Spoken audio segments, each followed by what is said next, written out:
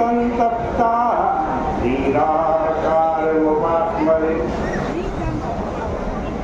यत्र योगेश्वरः कृष्णो यत्र पार्थो धनुर्धरः तत्र श्रीर्विजयो भूतिर्वाणीतिर्मतिर्मम गुरुर्ब्रह्मा गुरुर्विष्णु गुरुर्देवो महेश्वरः गुरुसाक्षात् परं ब्रह्म तस्मै श्री गुरवे नमः। बोले गंगा मैया की जय, बोले सत्य सनातन धर्म की जय, बोले श्रीमद् भागवत महापुराण की जय। पतित पावनी कलिमल हारिणी मंगलकारी मोक्षदायी माँ गंगा मैया का ये पवित्रतम तीर्थ हर की पेड़ी ब्रह्मकुंड है। श्रीमद् भागवत जी की निरंतर आप चर्चा श्रवण कर रहे हैं। श्रीमद् भागवत जी के एकादश स्कंद का आज 25वां अध्याय प्रारंभ कर रहे हैं।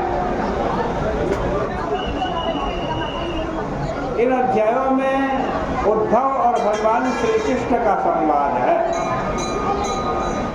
भगवान उद्धव जी से कह रहे हैं, उद्धव देखो जो ये सद्गुण है ना, सद्गुण यही सत्व वृत्तियां हैं।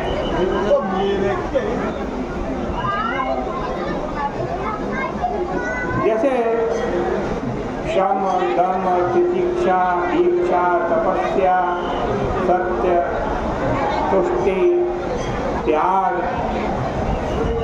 स्पृहा संतोष ये सब सत्व वृत्तियां हैं।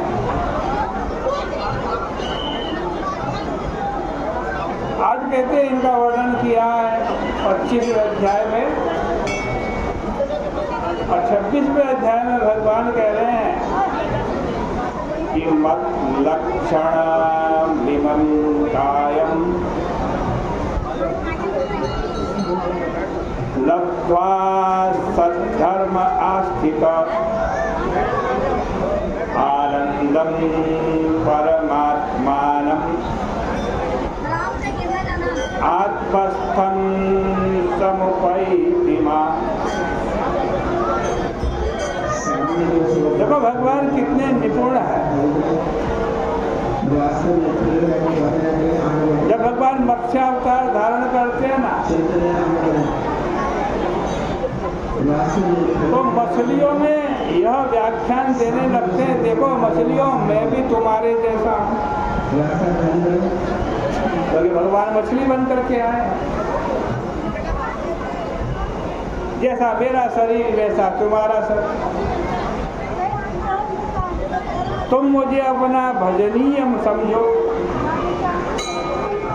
और जब भगवान बरहा रूप लेकर के आते हैं, बरहा रूप धारण करते हैं,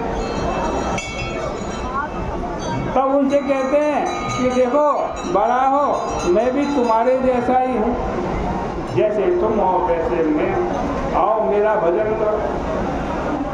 इसी तरह अन्य अवतारों में भी भगवान बोलते हैं।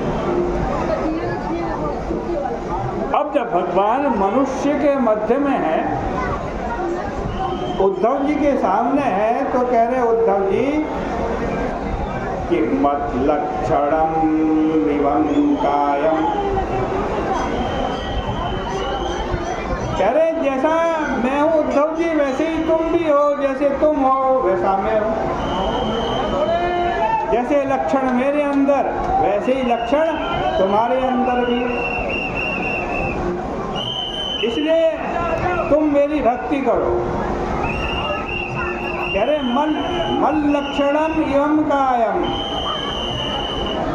मत धर्म आस्थिता, कह रहे भगवान मत धर्म आस्थिता, भागवत धर्म का आश्रय लो। और जब आप भागवत धर्म का आश्रय लोगे ना तो क्या होगा, क्या मिलेगा? आनंदम परमानंदम, आनंदम परमात्मानम,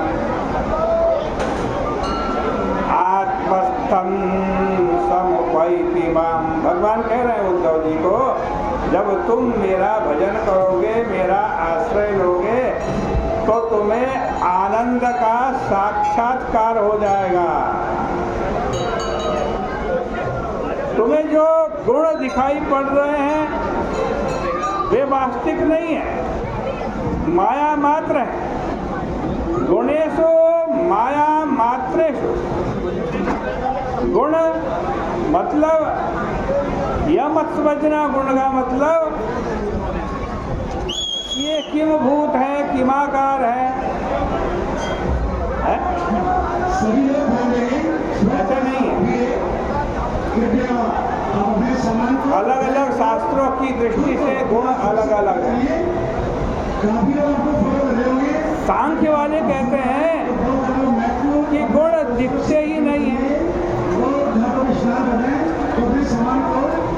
जब कैसे पता चलता है कि ये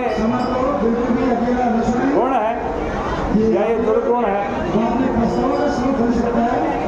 हमने देखा मोह हो रहा है, मोह देखकर तम का, क्रिया देखकर रज का, और ज्ञान देखकर सत्व का केवल अनुमान लगता है, दिखाई तो नहीं देते। ये त्रिगुण प्रत्यक्ष होता ही नहीं, केवल अनुमति है। इसलिए वेदांत दर्शन आदि में अनुमान प्रधान जो मत है उनका खंडन करके वैदिक मत की स्थापना की गई। यहाँ गुण शब्द का अर्थ यही है कि शब्द, स्पर्श, रूप, रस, गंध ये दिखाई तो पड़ रहे हैं, परंतु इनमें रहकर भी कहीं फंसना नहीं है। न सुंदर शब्द देख कर के फंसना है, न सुंदर स्पर्श देखकर, कोमल स्पर्श देखकर फंसना है, न सुंदर रूप, न रस, न गंध। संसार के विषयी लोगों का संग करके उनका अनुगमन करने वाले की वही दशा होती है जैसे अंधे के सहारे चलने वाले अंधे की होती है। और फिर क्या होता है, घोर अंधकार में भटकना पड़ता है। अंधे के पीछे पीछे चलोगे तो अंधकार में ही ले जाएगा। भगवान कहते कि उद्धव जी तुम चक्रवर्ती सम्राट आयल अथवा अर्थात पुरुरवा कथा जानते ही हो। उसने सारे विश्व को जीत लिया, पुरुरवा ने पूरे विश्व को जीत लिया, लेकिन एक जगह हार गए। उर्वशी के रूप में ऐसी महामाया उसके सामने आई कि वह उसके पांचों में अपने सिर के बल गिर पड़ा, उसके पांव में अपने सिर के बल गिर पड़ा। कौन? चक्रवर्ती सम्राट पुरुरवा, उर्वशी के चरणों में गिर पड़ा। या करोति पदाक्रांतान् प्रोव्रजं लंबेन केवलम। केवल आंख का इशारा उर्वशी करती थी और पुरुरवा जो चक्रवर्ती सम्राट था वो उर्वशी के चरणों में गिर पड़ता था। उर्वशी के लिए राजा पुरुरवा बड़ा विकल हुआ, व्याकुल हुआ, नंगा होकर के घूमने लगा। कथा आती है। अंत में जब ईश्वर कृपा से उसको वैराग्य हुआ तब वो बोला कि अरे मुझे तो समय का ही ख्याल नहीं रहा।